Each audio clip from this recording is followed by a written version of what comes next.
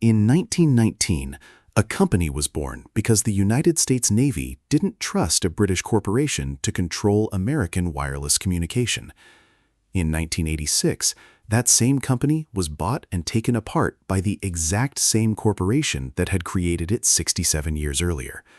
That's not a metaphor. That's literally what happened.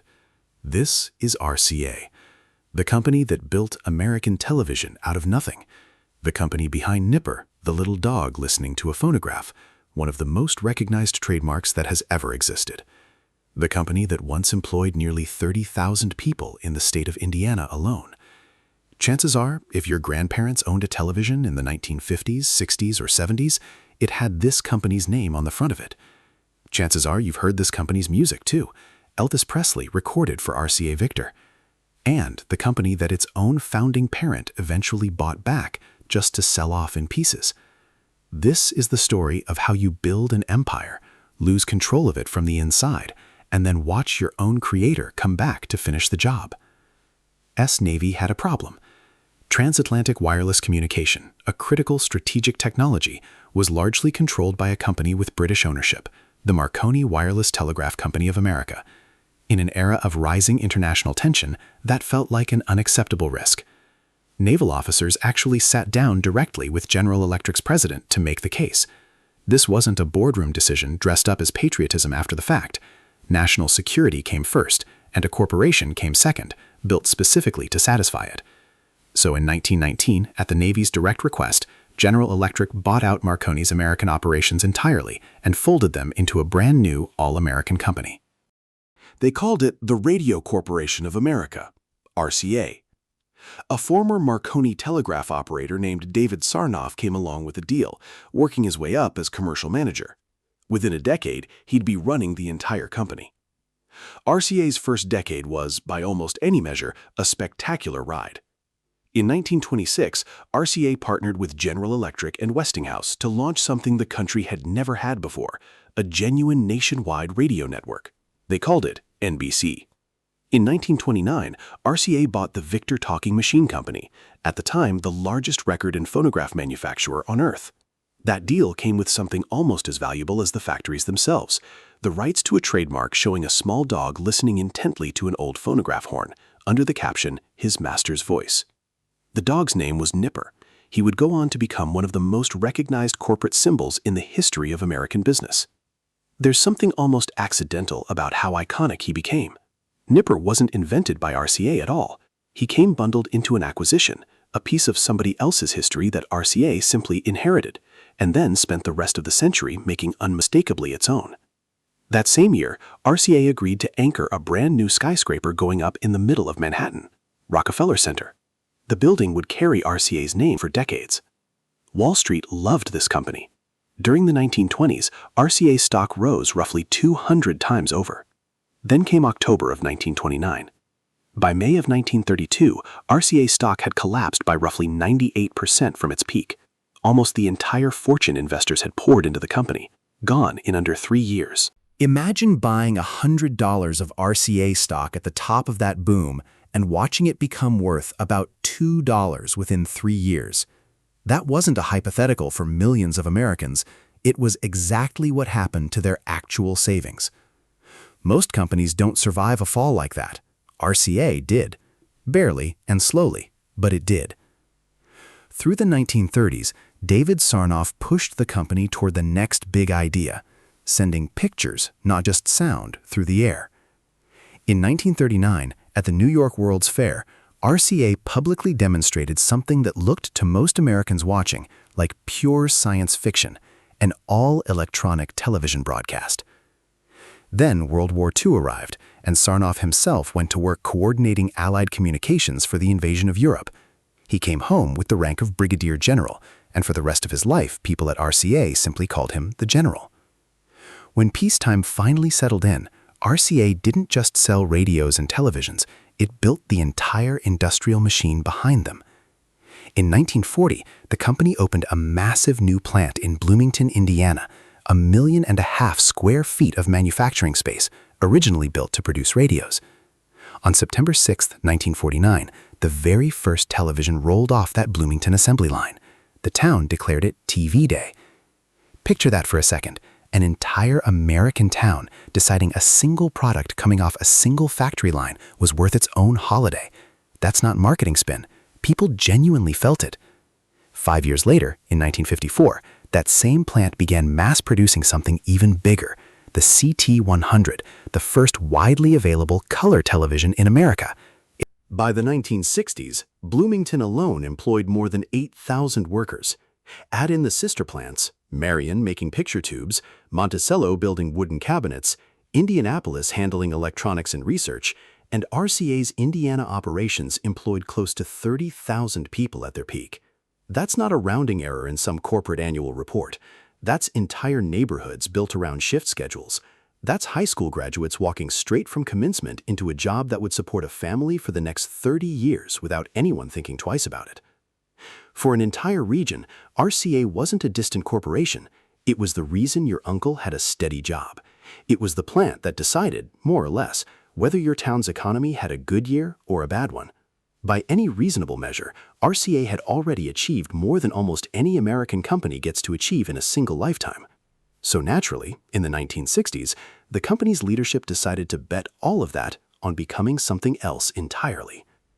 In 1965, David Sarnoff's son, Robert, took over as president, and Robert had a very different theory of how to grow a company than his father did. Following a business fashion that was sweeping corporate America at the time, Robert Sarnoff decided RCA should become a conglomerate, a company that owned a wide, unrelated collection of businesses, spreading its risk across completely different industries. So RCA bought Random House, the book publisher. It bought Hertz, the rental car company. It bought a carpet manufacturer, a frozen food company that made TV dinners, and a greeting card business. Think about how strange that lineup actually is.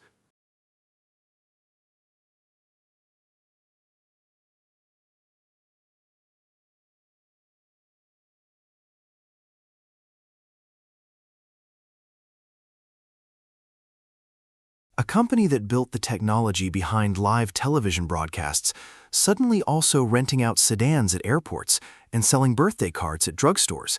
None of it shared so much as a warehouse with the engineering culture that had made RCA great in the first place.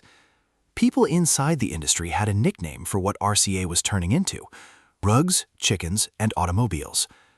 It wasn't meant as a compliment. None of those unrelated businesses solved RCA's actual core problem, keeping its electronics division competitive against a wave of Japanese manufacturers who were producing better televisions more cheaply than RCA could manage. In 1971, after burning through enormous sums trying to compete with IBM in mainframe computers, RCA gave up entirely and sold the whole computer division off. By 1975, Robert Sarnoff's leadership had become such a problem, internally and financially, that the board pushed him out in what amounted to a boardroom coup.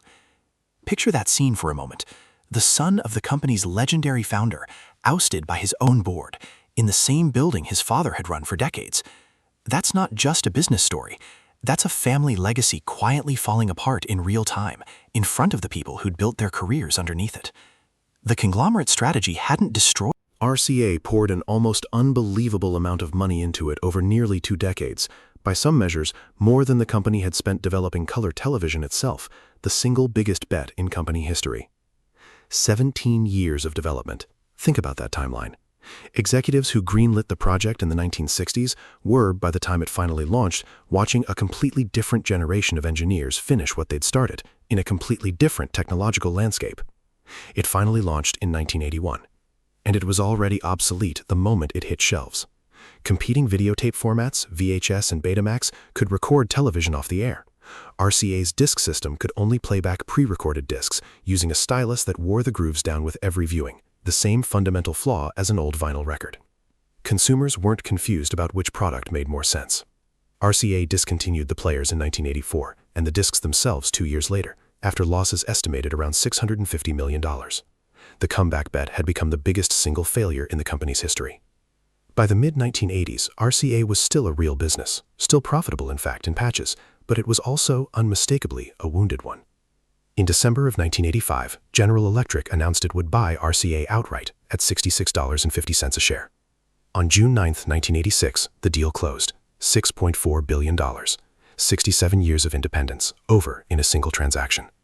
Here's the detail that makes this ending different from almost any other story we've told on this channel. General Electric wasn't a stranger buying a company it had never touched before. General Electric was the exact same corporation that had created RCA in the first place, back in 1919, at the Navy's request.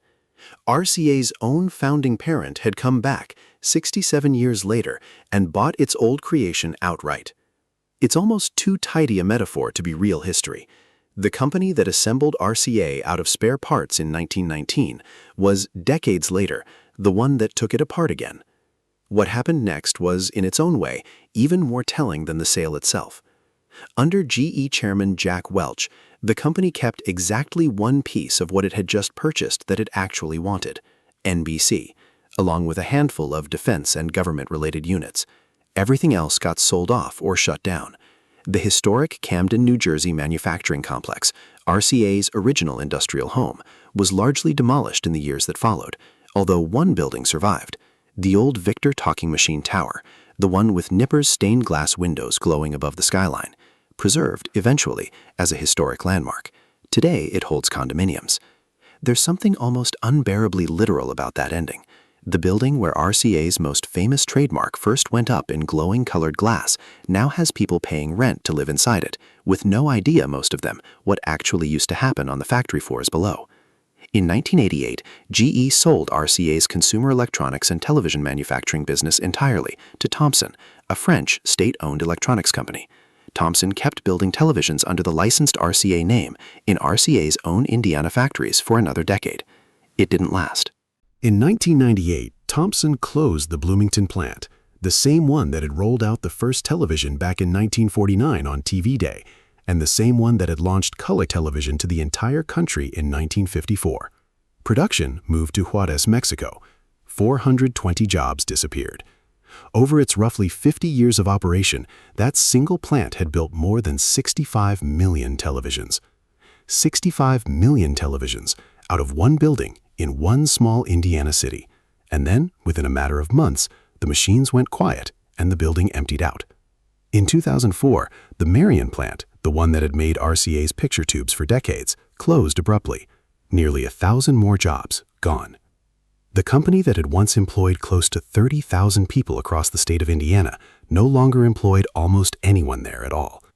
Today, the name RCA is still everywhere, on televisions in big box stores, on headphones, on cables, on all kinds of budget electronics you can find in almost any store in America. Almost none of it has anything to do with the company that actually built the industry those products belong to. The RCA trademark is simply licensed out now, piece by piece, to whichever manufacturer wants to put a familiar name on a product. RCA Records belongs to a completely different media conglomerate. NBC, the one piece General Electric actually kept, eventually passed into different corporate hands as well. The company that invented American television, that put a man's face on the cover of Time magazine as the General, that once ran the largest television factory on the planet, doesn't actually exist anymore. Not as a company, just as a name, for rent. Think about what that actually means for a second. Every engineering breakthrough, every factory floor, every job that built up over 67 years, none of it survived as a functioning company. What survived was 4 letters, valuable enough that other companies still pay to borrow them. Somewhere, there's still a stained glass window of a small dog listening to a phonograph glowing above a converted apartment building in Camden, New Jersey. Nipper is still listening. There's just nobody left inside to answer.